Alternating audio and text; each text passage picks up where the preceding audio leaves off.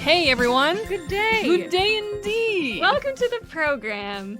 You have found yourself listening to Shout for Libraries. Or maybe you're intentionally tuning in to Shout for Libraries. That is true! You may have done this on purpose! Aw, thanks! To those of you not listening on purpose, we are Shout for Libraries, 10 out of 10 listeners' number one choice for library-centric news on community radio. I don't know if you should say that, Michelle. Do you have a credible source for that information? Librarians are the worst. We are a group of Masters in Library and Information Studies students at the University of Alberta, and we bring you fresh library-ish news content once a month. And this month is part 2 of our 2-part series about how libraries respond, especially in times of crisis. We have some great examples of this today, and Michelle is going to start us off with one right now. To get us back into the swing of things, let's set the tone for today's episode by talking about the opioid crisis and what libraries and individual librarians are doing in response. The tone for today, in case it wasn't quite clear, isn't exactly light, but it is hopeful, so let's dive on in. First, what is an opioid? These are chemical compounds that bind to certain types of receptors in the brain and spinal cord that have analgesic or narcotic effects. That means drugs that reduce pain, create a sense of euphoria, and induce sleep or stupor. Some of these drugs are legal with the right prescription, like oxycodone, Percocet, and hydrocodone, Vicodin. Others, like heroin, aren't. Second, what is the crisis? In 2017, almost 50,000 people died of an opioid overdose in the United States alone. That's about 130 deaths every day. One factor in the increased number of deaths is the introduction of fentanyl, a drug 100 times more powerful than morphine, which acts as a cheap way for drug dealers to make street drugs more powerful. Fentanyl amounts equal to a few grains of salt are enough to kill an adult. Another is the high level of opioid prescription arising in part from Purdue Pharma's fraudulent and aggressive marketing of OxyContin as being free of unacceptable side effects. While OxyContin has been pulled from the shelves, decades of overprescription of opioids generally has created massive addiction among those to whom it was injudiciously prescribed. I would argue that we haven't seen a larger outcry or greater response to the crisis for the same reason that the AIDS crisis was ignored for so long. It affects a group of people who are perceived to have brought it on themselves through moral failings. For AIDS, it was the LGBTQ community. This epidemic was first referred to popularly as GRID, or gay-related immune disorder. Many people didn't care about the devastation this community experienced, or even might have been quietly cheering it on. Today, those at risk to become victims of the opioid crisis face a similar problem, with the stigma of addiction muting public outcry and hampering a swift and effective response. The famous Rat Park experiment by Dr. Bruce Alexander and his colleagues at Simon Fraser University demonstrated that addiction is largely circumstance-dependent. This experiment placed some rats in a small rat utopia where all of their physical, mental, and social needs were met, while others were placed in solitary cages with no stimulation or comfort.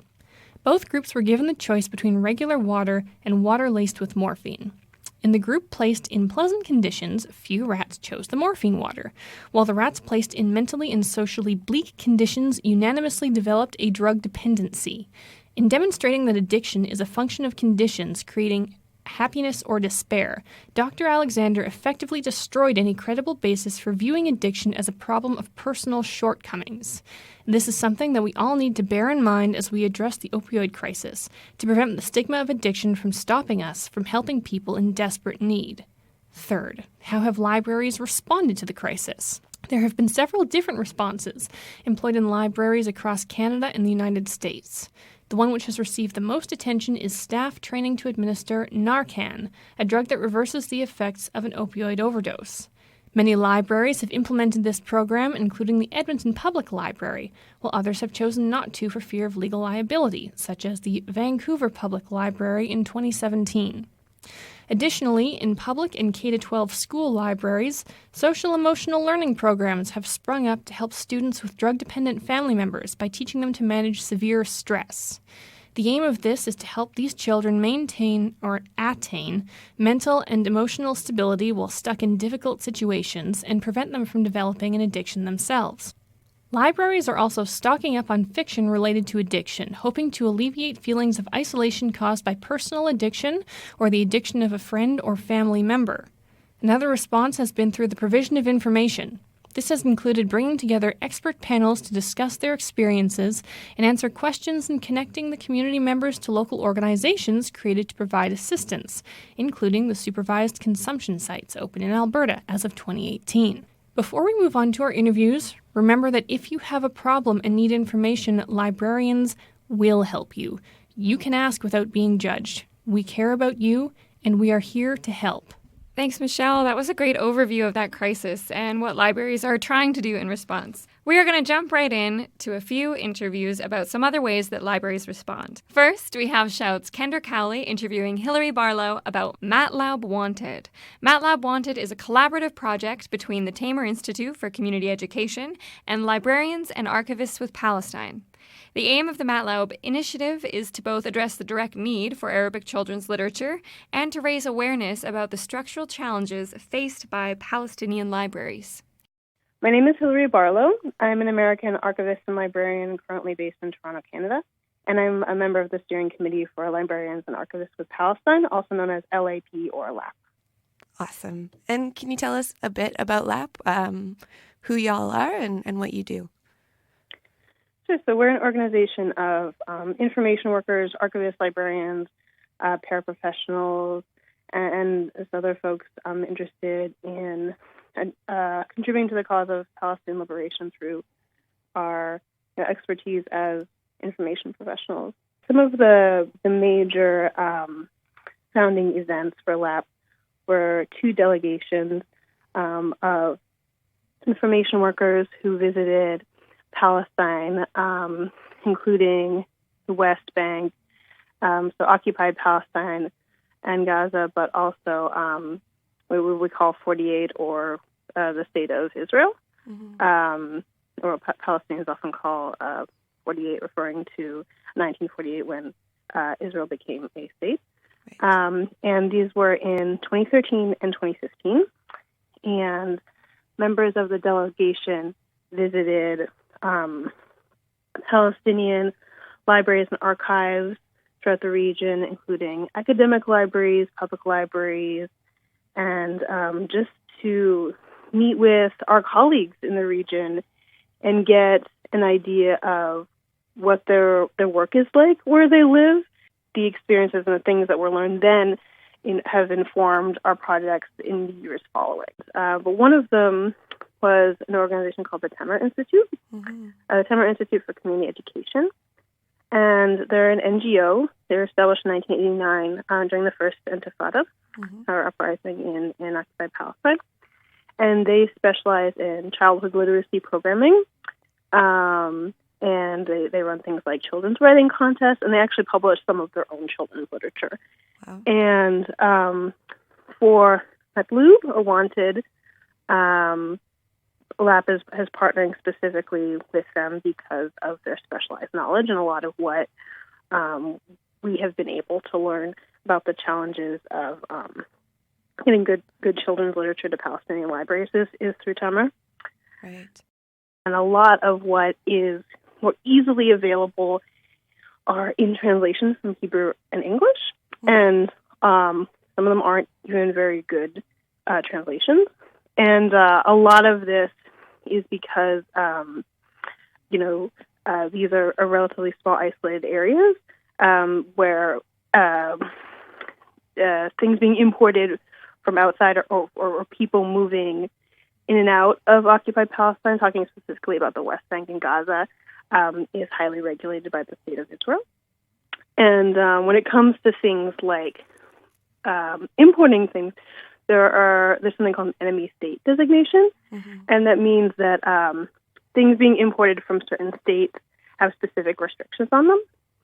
And when it comes to books, the country of Lebanon is a major producer of Arabic language literature, and Lebanon is considered one of the is part of the enemy state designation. So is Syria, Iran, and some other countries. And so if, say, a library in the West Bank or Gaza wants to import some stuff, the books could be held and for days and held at the cost of recipients, so the library would have to pay for it being held. or even destroyed or just sent back.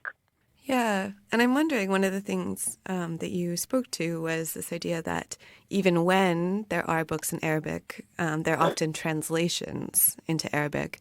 And I'm wondering if you could speak a little bit to what's lost when a book is translated, or what's missing when kids or readers in Palestine don't have access to books written and published in Arabic. I think a lot of cultural knowledge is lost because, it can be beneficial to learn about the languages, the stories from other cultures, certainly. But when you don't have something that or as good access to stories that are from your own culture, and you miss out on a lot, and it's frustrating because sometimes they even won't have access to some Palestinian literature. As one example, a famous Palestinian poet, Mahmoud Darwish, sometimes they'll even miss out on Palestinian literature that can't get to them because, Palestinian writers, wanting to be matched with really great publishers will often publish outside of Palestine. And so there's that gap of having access to cultural production is a big part of it. Definitely. So what would the journey look like for books coming from Lebanon? So they would come through, and so if they're just, say, being mailed through, they have to be approved by an Israeli agent to come in, and that agent has the option to seize the material. It can be destroyed, just completely destroyed, and never get there at all. It can be sent back to where it came from, like it can be sent back to Lebanon, just held and by the authority and not move and be held for days. And when that happens, the recipient of the materials will be charged, so the library would be charged for it. Yeah, so matlub is an Arabic word that means wanted, playing on the fact that these are materials that the libraries really want to have, and also the fact that, as I mentioned, there is this legal issue with how imports are regulated by Israel, and that challenge.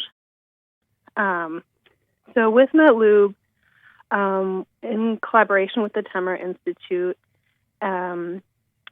if you go on the matlub website, you will see books that have been specifically requested by libraries in the West Bank and Palestine, or West Bank and Gaza, rather, all in occupied Palestine. And there are 11 libraries in the West Bank and 6 in Gaza. And you can also read profiles of all of the different libraries. And so the purpose of matlub is to get funding to purchase items that have specifically been requested, and then to get them through the custom to libraries that really want them. The website is matlub.librarianswithpalestine.org. Great. At the website, you can browse through the books that have been requested and choose which ones you'd like to sponsor to be sent. Mm-hmm. And there are also profiles of all the different libraries that are participating. Great. Thank you so much, Hilary. Thanks to Kendra for that interview with Hilary Barlow. Listeners interested in librarians and archivists with Palestine's other initiatives can go to librarianswithpalestine.org to read about their past delegations and the One Book Many Communities campaign to promote Palestinian literature. Next, we'll go to Gabriela Fontaine's interview with Mary Weaselfat, who is the library coordinator at Red Crow Community College, also known as Kainai, about the 2 fires at Kainai Library and how the library coped with the loss of their resources and building. My Blackfoot name is Imo Tabestayaki. That's Diving Around Woman. And I've been working here for 24 years, yeah. Mary gave us a brief history of how the community college's library came to be. The one that started the library was Sister Ann Murtaugh. She worked at the University of Lethbridge. She had a PhD in English, and she met the former president, Marie Smallface Maruli, And they met at a Treaty 7 education conference at the U of L, and they got to talking, and Sister Anne, she's a Catholic nun, she wanted to know how she could help, and she said, well, they need a library, and Sister Anne said, well, that she has worked in libraries, and she developed some, and she has her papers for a library, to work in a library. So they got together, and then she went out to the campus at St. Mary's and started the library there. And it was just in a sort of like a little classroom where it started from. Anyway, so I've been working in the library, and we experienced two fires, one in 2001 at our old campus located at the former St. Mary's Residential School on the Blood Reserve. And then one in 2015, and that destroyed the whole college, including all our library holdings, our archives. Mm-hmm. We had small archives, and it had items donated to the college for safekeeping. Oh, okay. But that's kind of ironic. Anyways, everything burnt, and we had Leroy Little Bear's land collection, which he gathered for years. Mm-hmm. And we had hard copies of Kainai News. That was a digitizing project I did with the University of Lethbridge. And we also did the Sundance Echo, and that was before Kainai News. And that was in the, I think, 1970s, around there. The first fire wasn't as bad, but the one that was most affected was the library, because it was started in the basement in the cafeteria, and the library was in the old chapel, which was above the kitchen. Okay. So and then it kind of it destroyed our First Nations Native American collection. But everything was destroyed, our book collection, the archives that we had, and we were going to get some of the Blood Tribe, the Red Crow Traditional Land Use Study, all their material, and just a lot of things that we held in the library, and they all burnt up. And then, after the first fire in 2001 destroyed the entire collection, a second library was established in the school. The fire in the basement destroyed the library, so then they just closed it down, and they moved us around a bit, and then we ended up in the basement in the old boys' playroom. So that's where we rebuilt the library at the old campus. Okay. And then we were going fine there, and everything had been cataloged. And then Nora Stabston, she's a library technician. She's the one that does cataloging. And we had just finished doing, everything, and we were going to start doing programs. And then the fire came and destroyed everything. So that's what happened. It was a lot of hard work, and then it just went up in flames. This is my third time rebuilding the library. So when I asked Mary if she knew how the fire started, she had this to say. Well, they said it was arson, but they've never really caught the culprits. So. Okay. And the other one, too, was arson. It was these kids. As well. Yeah. Okay. Because they said it was an old residential school and they want to burn it up. But here it was a college. Yes. Yeah. Some people were happy that it burnt down because it was a residential school. It was St. Mary's Catholic Residential School. It opened in the 1920s. Yeah. And some of them were happy it burnt down because they had a hard time there. I asked Mary if she had any advice for libraries to take to prevent this kind of crisis from happening to them.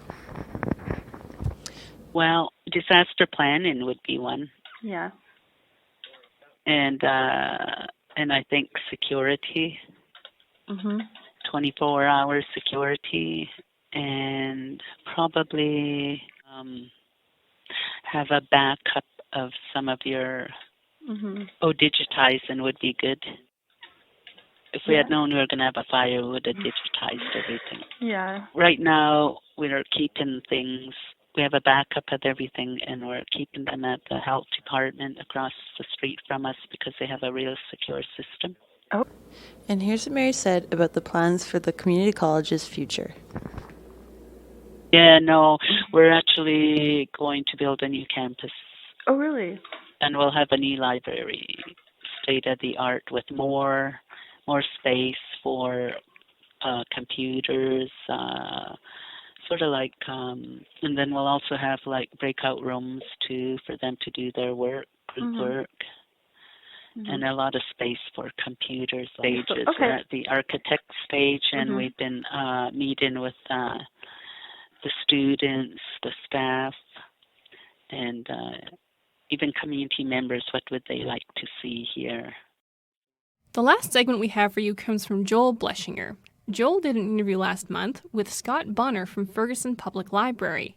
In this segment, Joel discusses Winnipeg Public Library's recent instituted security measures that stigmatized marginalized library users in light of Scott Bonner's comments from last episode about crises and slow motion. He discusses how the public has mobilized in reaction to the security measures and just this week has advocated to the Winnipeg City Council Committee to reevaluate them this spring. Here's Joel.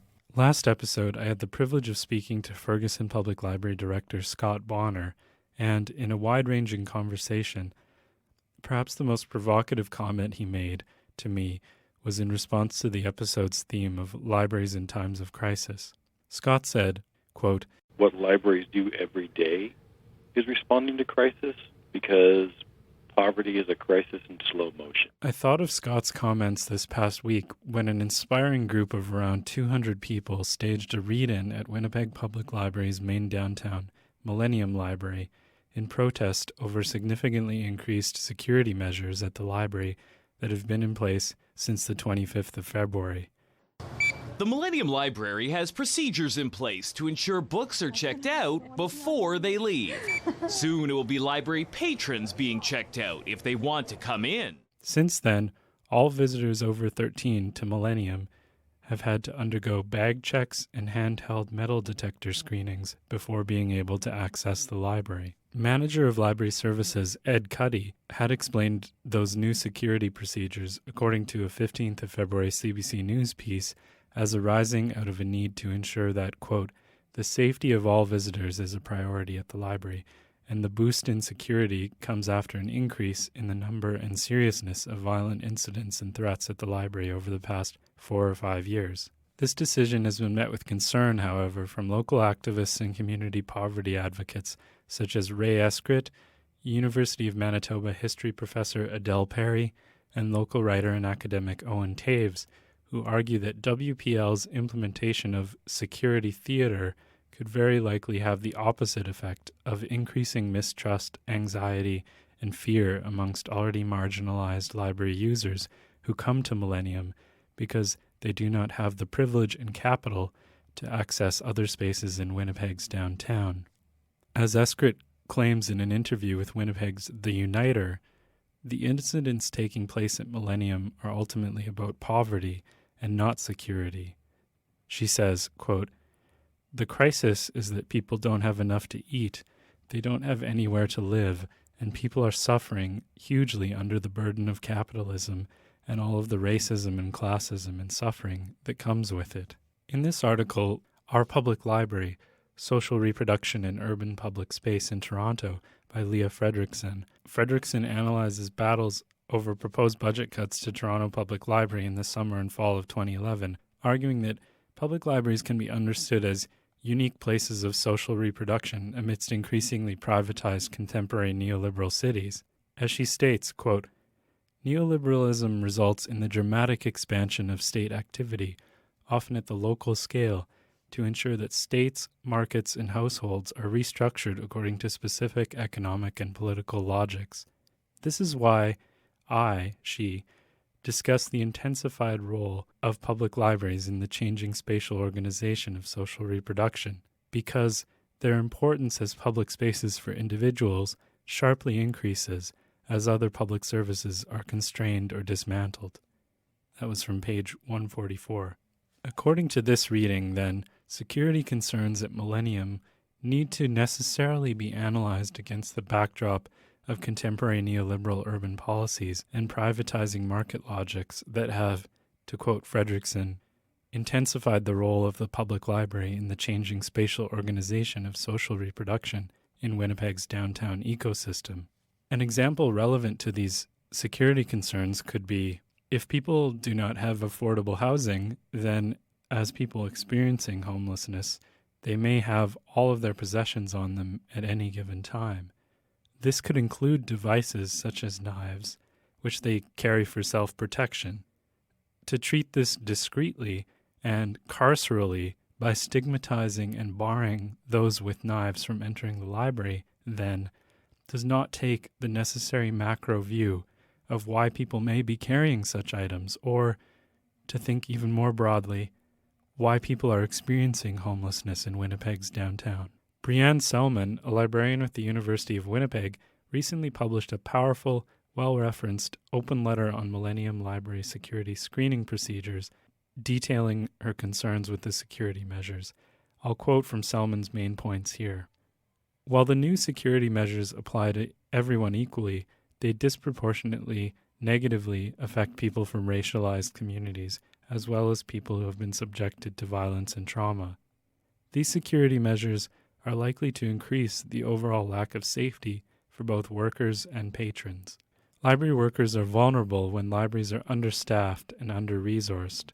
These security measures will likely lead to decreased use of the Millennium facility, which may be used to justify further cuts to their services. WPL needs autonomy to make their own decisions in a transparent way and to communicate about those decisions to the community they serve. Security screenings are not a replacement for appropriate public services for downtown. These points all lead Selman to conclude, quote, "These security measures stop library services from reaching many parts of their community, increase tensions, and reduce safety in the downtown area, disproportionately affect already marginalized communities, and erode the role of public libraries in Canada." Returning to Bonner's comments from last week with which I began this piece, that libraries deal with crises in slow motion, I'd like to applaud Winnipeg's Millennium for All movement, which staged a 200-person strong read-in on April 2nd, and as of April 5th has successfully pressured Winnipeg City Council Committee to reevaluate the security measures. Quoting from a Millennium for All press release shared on Twitter on the 4th of April, quote, "At a meeting of the Standing Policy Committee on Protection, Community Services and Parks the morning of April 4th, 2019, Councillor Sherry Rollins tabled a motion requesting Winnipeg Public Services to consider alternatives to the security measures and examine best practices of public facilities in other Canadian cities. The motion, which was carried unanimously, requires that Winnipeg Public Services provide a verbal report back in 60 days and a written report in 120 days. Millennium for All and other community advocates in Winnipeg have acted on behalf of all Canadians concerned for their public libraries by resisting the establishment of a dangerous carceral precedent in public library space. In doing so, they've shifted their community's focus from the heightened, manufactured crisis of security theater to the real, lived crises of those marginalized identities experiencing homelessness in Winnipeg. Well, we are reaching the conclusion of our episode. Special thanks to Hilary Barlow and Mary Weasel Fat for joining us. And don't forget to check it out!